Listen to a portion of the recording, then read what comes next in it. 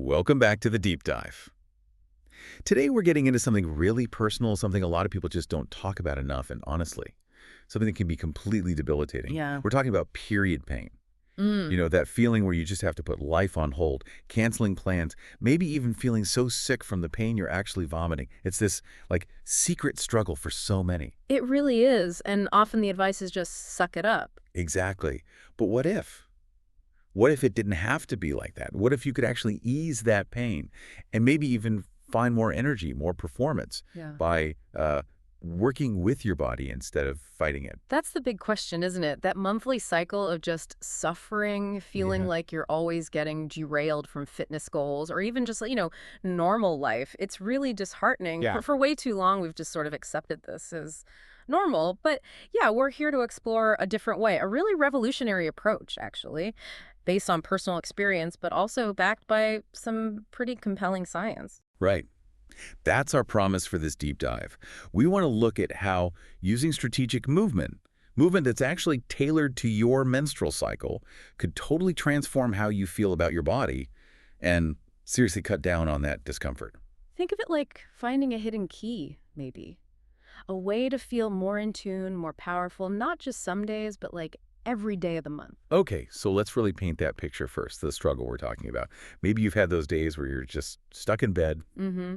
Taking the maximum dose of painkillers and it like barely makes a dent. Oh, totally. And then avoiding exercise completely for a whole week, maybe longer, and you feel like all that fitness progress you made just disappeared. Yeah, it's that feeling of constantly having to start over. It's incredibly frustrating. It really is. And then, sometimes that inactivity might lead to a bit of weight gain, which just adds another layer of feeling discouraged. And the mental side of it too, the emotional toll of battling this every single month, it really impacts your quality of life. So yeah, that's the problem. Pretty bleak. Yeah. Where did the turning point come for you? How did you find a glimmer of hope? Well, for me, honestly, it came out of sheer desperation. I was really suffering, feeling knocked out by it every month. And I sort of stumbled across this idea online called cycle syncing. Cycle syncing. Okay. So what was your first thought when you heard that term? Honestly, I was super skeptical. My first reaction was like, oh, great, here we go. More kind of woo-woo stuff. Yeah, I get that. Or just, another way to make fitness feel even more complicated than it already is. Right. But like I said, I was desperate. So I thought, okay, what's one simple thing I could try? And I decided to just start tracking my cycle. Just pay attention, see if I noticed any patterns in my energy. What did you find just doing that one thing? It was kind of mind-blowing, actually. Seriously, eye-opening. I realized that, yeah, maybe about a week before my period, I naturally felt stronger, like I had more energy for lifting heavy things. And then right after my period, I'd have these days where it felt like I could just run forever. There were these actual real patterns in my energy and strength that I just never noticed before. Probably because you were either just trying to push through regardless, or maybe just giving up completely during your period week. Exactly. And that's where the science lines up so well with what you felt. During what we call the follicular phase, that's basically the week after your period, your estrogen levels start rising. Okay. And that naturally boosts your energy, your mood. So it makes sense that it's a great time for certain kinds of exercise. And then ovulation. Right around ovulation, you get a peak not just in estrogen, but also testosterone. And that can genuinely make you feel stronger, more powerful. Our bodies have these built-in, natural performance windows. Okay, so understanding that is key. But for me, the real game changer was figuring out what to do during my period itself. Because before, I just avoided everything. And what did you start doing instead? I started really small. Just some gentle yoga, maybe an easy walk. Huh. And I was absolutely amazed because my cramps, they actually started getting better. Not worse, better. Yes. And this is where the research is just so fascinating. Study after study shows that regular exercise can cut down menstrual pain intensity by up to 25%. Wow, 25%. That's significant. It really is. And it works in a few ways. It increases blood flow, which helps relax those cramping muscles. Okay. Plus, it triggers the release of endorphins, your body's natural painkillers. Oh, endorphins, got it. And exercise also helps regulate something called prostaglandins. Those are the hormone-like things that actually cause the uterine contractions, the cramps. So exercise helps keep those in check. That first time I did some gentle cat-cow stretches during my period and actually felt the cramping ease up. Hmm. It was like a light bulb moment. It really showed me how important it is to, like you said, decode your cycle. Exactly. So maybe we should walk through each phase. What kind of movement makes sense when? Definitely. Understanding these natural rhythms is really the foundation. Let's start with the period itself, the menstrual phase, typically days 1 to 5, give or take. Okay, so during my actual period, my focus now is totally on gentle movement. That's my mantra. So maybe some restorative yoga poses, definitely easy walks, some light stretching. The goal isn't intensity at all. Right. It's more about just moving my body, breathing through any discomfort. It feels so different from just wanting to curl up in bed all day. And how does that contrast with what you used to do, or what maybe you felt you should do? Oh, it's night and day. Before, I'd either do nothing or, on a good day, try to push through my normal workout and feel awful. Now, doing gentle movement actually helps with the bloating, my mood feels way more stable, and honestly, I sleep better when I've moved, even just a little. It's like active rest. Active rest, I like that. Okay, so then you move into the follicular phase, usually days 6 to 13, right after the bleeding stops. What feels good then? This is when I start to feel the energy coming back. I generally feel more optimistic, more capable. So this is prime time for me for cardio. Like running. Yeah, running, maybe cycling. I love dance workouts too. My body just feels lighter, ready to go. And that fits perfectly with the physiology. As that estrogen climbs, research suggests it can improve how your body uses insulin and burns fat. So yeah, great window for cardio, and also a good time to maybe start new fitness habits because you have that natural energy boost. Then comes ovulation, usually around days 14 to 16. Yeah. And this is when I feel like almost superhuman sometimes, really strong. Yes. So this is when I schedule my heaviest lifting sessions, or maybe try a really challenging new class, or push myself with some high-intensity interval training, HIIT. That's your body's peak performance window, essentially. Like we said, estrogen and testosterone are peaking. Some studies suggest this is when your raw strength and power might be at their highest. So perfect time to go for those big efforts. Okay, then after ovulation, we hit the luteal phase. Yeah. That's days 17 to 28, leading up to the next period. This used to be the hardest phase for me, energy-wise. Right, the pre-period phase. Yeah. So how do you handle workouts then, knowing what you know now? Well, I know to expect that energy shift, so I still do strength training, but maybe with more moderate weights. I bring in more yoga, Pilates feels really good then, or just power walking. The main thing is I listen to my body way more closely during this phase. Because one day I might feel pretty good, and the next day I might really need to scale it back. Perceived exertion is definitely higher. That's a really smart adjustment. Progesterone becomes the dominant hormone in the luteal phase, and that can affect things like your core body temperature, how hard exercise feels. Yeah, definitely feels harder sometimes. So yeah, what felt easy maybe a week or two earlier might feel significantly tougher, even if you're doing the same thing. It really is about working with those hormonal shifts, not constantly fighting them.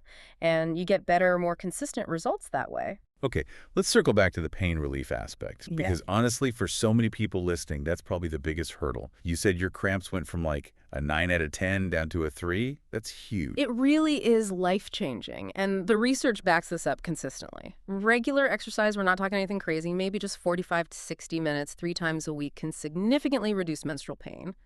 But it's not just about the pain during your period, is it? No. Absolutely not. For me, the PMS symptoms have gotten so much better too. I used to have like 10 days of feeling awful beforehand, terrible mood swings, breast tenderness, that lovely brain fog. Oh yeah, the brain fog. Now, it's maybe 2 or 3 days of really mild stuff, sometimes barely noticeable. And get this, I haven't had to call in sick because of my period in over a year. That's fantastic. And I use way, way less pain medication, like maybe 1 dose occasionally instead of constantly popping pills for days. And again, it makes total physiological sense. Exercise helps regulate those hormones that are fluctuating. It improves your circulation, gets oxygen flowing, and releases those feel-good, pain-reducing endorphins. All of that helps balance things out and reduce PMS. It really feels like a natural balancing act. Exactly. And that counterintuitive thing you mentioned earlier is just so key. The times you least feel like moving are often when a little bit of movement would help the most. So true. It's not about pushing through intense pain, but gentle, intelligent movement. You don't need to go run a marathon on day 1, Rad. Absolutely not. Yeah. But honestly, sometimes just a 10-minute gentle walk can feel like the best medicine you could possibly take. Okay, so practical steps. For someone listening who feels totally debilitated right now, thinking, there is no way I can exercise, What's the absolute first tiny step? Start incredibly small, and I mean really small, like maybe just stand up from the couch and do some gentle arm circles for 30 seconds. Or march in place while you wait for the kettle to boil. Just get the blood flowing a little bit? Exactly. The goal isn't a workout, it's just gentle motion. Break the inertia. For me, finding child's pose in yoga was revolutionary. It just feels so comforting. It lets you breathe into the cramps and gives a nice stretch for the lower back. Child's pose is fantastic. Addresses both cramping and that common lower backache. Other really helpful gentle moves. Cat-cow stretches are great for spinal mobility and back pain. Love those. Gentle twists can sometimes help with bloating. And just walking, simple walking is so underrated. Totally. It's low impact, gets circulation going, and if you can manage to walk outside, you get fresh air, maybe some sunshine, bonus benefits. Hip circles too. Just standing and gently circling your hips can release tension in the pelvis.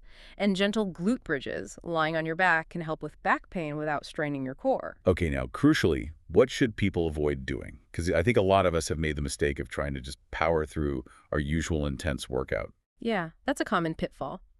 Pushing really hard with high-intensity exercise during your period can actually backfire and make symptoms worse for some people. Why is that? Well, think about it. Your iron levels might be a bit lower from blood loss. Your energy stores might be depleted. Maybe your body temperature regulation is slightly off. Okay. Pushing really hard in that state can increase stress hormones like cortisol and boost inflammation, which is the opposite of what you want. Right. I definitely learned that the hard way. Feeling dizzy, nauseous, cramps actually getting worse after a workout. Ugh. Exactly. So now you save the really intense stuff for when your body is more primed for it, like around ovulation. It's working smarter, not harder. Totally. What about strength training during your period, though? Is that always a no-go? Not necessarily. Light to moderate strength training can actually feel really good for many women. The key is listening to your body and maybe focusing on movements that don't put a ton of pressure on your abdomen or require intense core bracing. Right, so maybe focus on upper body stuff. Upper body is often great. Gentle glute bridges, like we mentioned. Light squats might be fine. But maybe skip the super heavy deadlifts or intense abdominal work on your heaviest days. Yeah, it really comes down to listening. Some days you might feel surprisingly okay. Other days, even light weights feel like too much. You just have to be willing to adjust. Exactly. And, okay, we have to talk about the practical stuff, the logistics. Period protection during exercise. That's a huge barrier for a lot of people. Oh, for sure. It was for me at first. I definitely had to experiment. I found that for gentler stuff like yoga or walking, my usual pads or tampons were okay. But for anything more active, or if I was worried about leaks, Yeah. I found that switching to a menstrual cup was a game changer. I just didn't have to think about it or worry about leaks or changing anything mid-workout. And there are so many great options now. Period underwear is amazing. Cups, discs. The most important thing is finding what makes you feel secure and comfortable enough to actually move. Right. And maybe it's different on day 1 versus day 4. Totally fine. Use what works for you on that specific day. Okay, pro tip from my experience. Combine heat with gentle movement. It's like magic. Ooh, tell me more. Like doing some gentle stretches right after a warm shower when your muscles are relaxed feels incredible. Or even just doing some pelvic tilts or cat-cow with a heating pad resting on your lower back or abdomen. That's brilliant, stacking the benefits. And speaking of timing, you mentioned earlier that even just 10-15 minutes of movement in the morning can make a difference. Yeah, I find it really helps set a positive tone for the day. Even if it's just stretching or a short walk, it sort of wakes up your body and mind, maybe helps regulate your body clock, your circadian rhythm. Which influences everything from mood to pain perception. Small hinges swing big doors. Exactly. And beyond all the physical stuff, the pain relief, the energy, but there's this huge mental and emotional shift that can happen. It completely changed my relationship with my cycle. How so? Instead of dreading it, feeling like it was this curse, I actually started to appreciate it as this built-in time to slow down, tune in, be a bit gentler with myself. That's a massive shift. And how did that affect your mood during your period? Oh, night and day. Like I said, I used to get really down, anxious, just feeling broken and frustrated. Now, even if I have some discomfort, I feel capable, still strong in a different way. And physiologically, that makes sense too, right? Exercise helps balance those brain chemicals, neurotransmitters like serotonin and dopamine that can fluctuate wildly with hormones and really impact mood. Yeah. And there's also just something really empowering, I think, about choosing to move your body gently and kindly when maybe society or old habits tell you to just hide away or feel ashamed. Totally. Like you're reclaiming something Hmm. and maybe modeling a healthier way for, younger women or girls in your life too. Absolutely. Okay, so if someone's listening and thinking, right, I want to try this, what's the absolute first step? You have to start tracking your cycle. You can't sync with something if you don't know its rhythm. Makes sense. How do you recommend doing that? Super simple, honestly. You can use one of the many period tracking apps out there, tons of free options, or literally just use a notebook or a calendar. And what should they track? Note down your period start and end dates, obviously, but also try to jot down things like your daily energy levels, maybe just rate it 1 to 5. Note what workout you did, if any, and how it felt. How was your mood? Any specific symptoms like cramps, bloating, headache, cravings? Okay. After just a couple of months, maybe 3, patterns usually will start to become really clear. What was a pattern that surprised you when you started tracking consistently? The thing that really jumped out at me was realizing I actually have 2 mini energy dips each cycle. Not just the one right before my period, but also a shorter, less intense dip right around ovulation. Oh, interesting. Before tracking, I just thought I was randomly tired sometimes for no reason. See, that knowledge is power. Because once you know, I tend to feel a bit lower energy around day 13 or 14, you can plan for it. Exactly. Maybe schedule an easier workout that day, or make sure you get more sleep, or avoid booking a really demanding meeting. It helps you plan your whole life, not just your workouts, to be more in sync. It makes things feel so much less chaotic. Totally. Now, what about people thinking, well, this sounds nice, but my cycle is all over the place. It's too irregular to track. What do you say to them? I'd still say try tracking anyway. Even if your cycle length varies, you'll likely still notice patterns in your energy or your mood or how your body feels day to day relative to your period whenever it arrives. Right. The patterns might still be there, even if the timing isn't perfectly predictable. Exactly. And of course, if your periods are very irregular or if the pain is truly extreme and debilitating despite trying things like this, that's definitely something to talk to your doctor or a healthcare provider about. There could be underlying issues. Good point. Important caveat.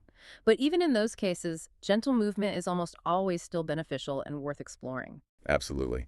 So, okay, let's try and pull this all together. We've talked about this really incredible power that comes from understanding and actually working with your body's natural hormonal rhythms through your menstrual cycle. Yeah. And this deep dive, I hope, has shown how making some small informed changes to how you move throughout the month can lead to really dramatic improvements. Yeah. Less pain, better fitness results, just feeling better overall. It really is about building that relationship with your body, isn't it? Learning to listen to its signals, its wisdom, instead of just ignoring it or fighting against it. Totally, cultivating that connection. And so as you think about how tuning into this one rhythm, your menstrual cycle, could unlock such big shifts physically and emotionally, maybe we can leave you with this final thought to chew on. Okay. What other natural rhythms might be present in your life that you're currently fighting against without even realizing it? Could be your sleep cycle, maybe your creative energy ebbs and flows, maybe even how you feel with the changing seasons. What hidden strengths, what untapped potential could you possibly discover if you learn to flow with those rhythms too, instead of pushing against them?